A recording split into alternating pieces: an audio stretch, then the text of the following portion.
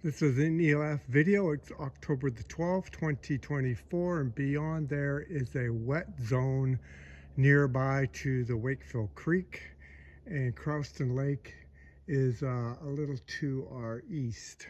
And these could be the last images of a forest surrounding Wakefield Creek that the Sunshine Coast Community Forest has laid out as a cut block HM64. We're going to look at some of the features here.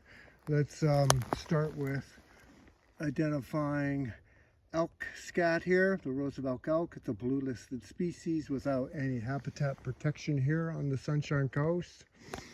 Followed up with a old growth red cedar standing here that would be cut.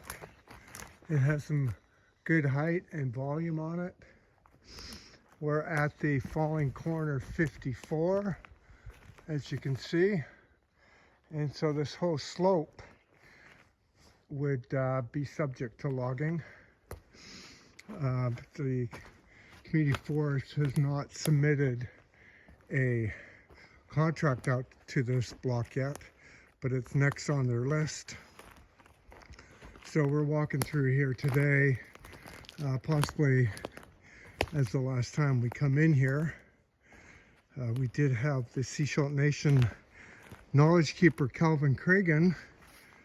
He wanted to see this forest, and so we brought him in here, and he made a statement that he was opposed to logging of this intact forest because it does contain this sacred red cedar that's always been used historically for various essential products for the nation.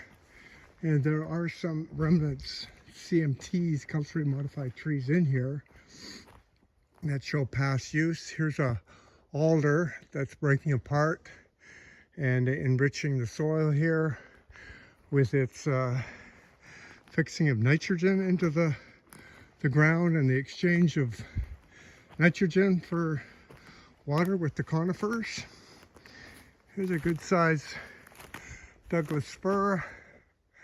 Pretty coarse bark there, estimated to be 120 plus years. And there's the slope across, and Wakefield Creek is running down there. We can't hear it right now, but it's there. There's lots of woody debris here. There's a wildlife tree or stump contributing the next ground layer of organic materials. Here's another alder, another nice size fir, and then the wetland is down there. So when this area gets logged, it's going to change the hydrology here. All the surface runoff will increase substantially and will contribute to lower flows to Wakefield Creek and possibly higher flows to Wakefield Creek, and with downstream impacts to any infrastructure. There's a few road crossings there below. There's a Oregon grape. The understory here is a little sparse, but there's ferns, there's huckleberries, there's various fungi coming up.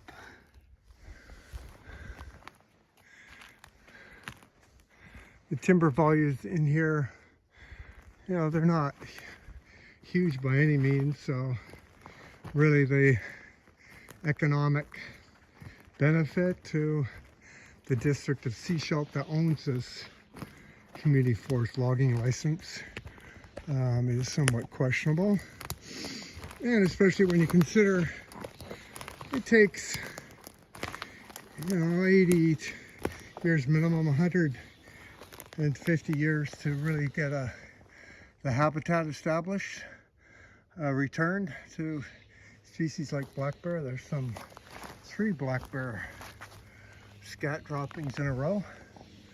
So they're using this forest because you can see it's nice and open But once it becomes a tree farm, the density of the trees will mean that there'll be no movement of elk or bear through here.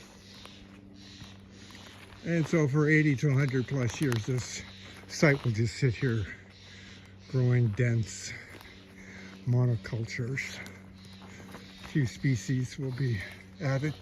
Here's this orange dot indicates this tree would be set aside. Now, whether it's because of the bark stripping here, or they just want to let this tree get some more volume on it before they come back, is anybody's guess. Here's the ground cover. There was very little community input into the future of this block. Community Forest likes to claim they have a robust community input process. However, ask any Sunshine Coast resident about this block proceeding, and 99.9% of the people won't have any idea what's going on here.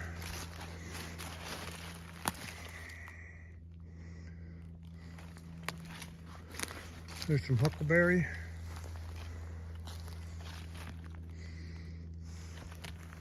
There's a decent Douglas fir here with the Oregon grape berries,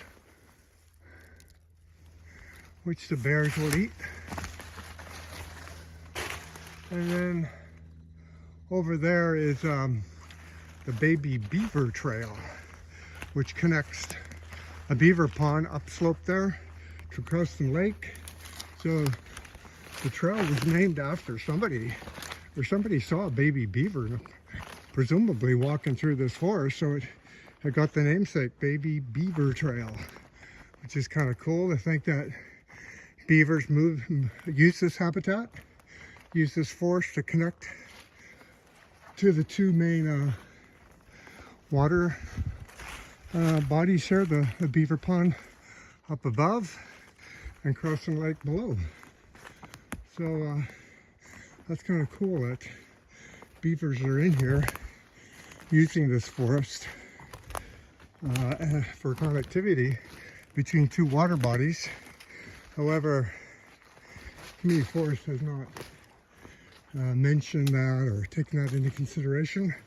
There's the medicinal plant, rattlesnake plantain, that only grows in intact forests. And then we reach this kind of lookout spot here. There's falling boundary tape all across. There's about a 1 kilometer of new logging road is proposed to begin in that northeast direction, coming sweeping across here, so logging trucks can access this timber and get it out of here.